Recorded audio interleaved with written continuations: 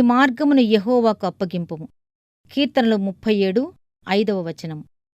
నిన్ను ఇబ్బంది పెడుతున్నదేదైనా వెళ్ళి తండ్రికి చెప్పు. తనంతటినీ తీసుకెళ్ళి ఆయన చేతుల్లో పెట్టు.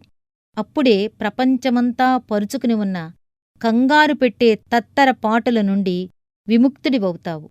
నువ్వు ఏదైనా చెయ్యవలసి వస్తే, బాధను భరించవలసి వస్తే, ఏదైనా కార్యాన్ని తలపెడితే వెళ్ళి దాని గురించి ప్రభువుతో చెప్పు.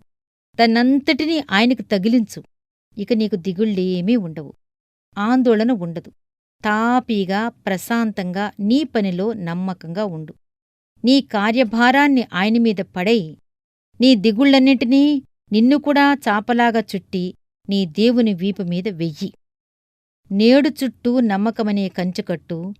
ప్రేమతో దాన్ని పూర్తిచేసి హాయిగా దాన్లో కాపురం పెట్టు.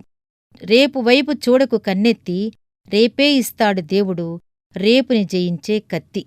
దేవుడు మనం నడిచే దారిని సమ్మతిస్తే దాన్ని ఆయన వశం చెయ్యటం వీలవుతుంది. తన మార్గాన్ని ప్రభువుకి అప్పగించటం విశ్వాసమున్నవాడికే సాధ్యం. మన దారి మంచిదారి కాదని ఏమాత్రం అనుమానం ఉన్నా విశ్వాసం ఆ ఛాయలికే రాదు. ఆయన చేతిలో పెట్టడమన్నది ఒక్కసారి జరిగి చేతులు దులిపేసుకునేది కాదు. ఇది ఎప్పుడూ సాగే తతంగం. ఆయన నడిపింపు ఎంత వింతగా, ఊహించలేనిదిగా కనిపించినప్పటికీ, కొండ అంచుకు ఎంత దగ్గరగా ఆయన నిన్ను తీసుకెళ్లినప్పటికీ, ఆయన చేతుల్లోంచి కళ్ళాన్ని లాగేసుకోకూడదు. మన మార్గాన్ని ఆయన ఎదుట పెట్టబోయే ముందు దాన్ని గురించి ఆయన ఇచ్చే తీర్పుని స్వీకరించటానికి సిద్ధపడి ఉన్నామా? అన్నింటికంటే ముఖ్యంగా ఒక క్రైస్తవుడు తన అలవాటుల్ని, పాతుకుపోయిన తన అభిప్రాయాల్ని నిశితంగా పరిశీలించుకునే పరిస్థితిలో ఉండాలి. తమ అలవాట్ల గురించి క్రైస్తవులు దేవునికవి అంగీకారమేలే అన్న ధీమాతో ఉంటారు.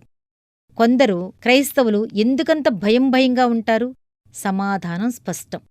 వాళ్లు తమ మార్గాన్ని యెహోవాకు అప్పగించలేదు. దాన్ని దేవుని దగ్గరికి తీసుకువెళ్లారు కాని తిరిగి తమతో తెచ్చేసుకున్నారు.